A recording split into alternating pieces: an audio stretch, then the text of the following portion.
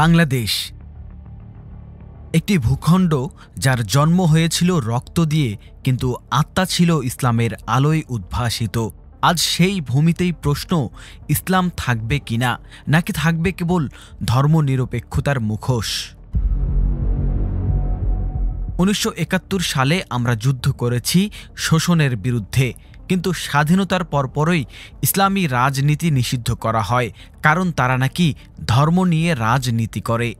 জামায়াতে ইসলামী, মুসলিম লীগ, খেলাফত আন্দোলন যারা কুরআনের আইন চেয়েছিল, তাদের নাম তুলে দেওয়া হয় নিষিদ্ধের তালিকায়, কারণ তারা আল্লাহর বিধান প্রতিষ্ঠা করতে চেয়েছিল এই বাংলাদেশে। কিন্তু ইসলামের আলো তো থেমে থাকে না।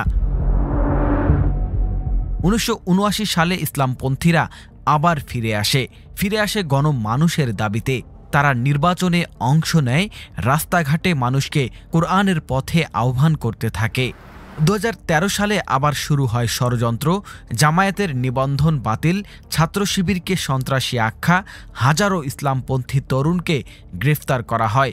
ইসলামী আদর্শ প্রচার করলেই যেন অপরাধ। কিন্তু ইতিহাস ঘুরে গেছে।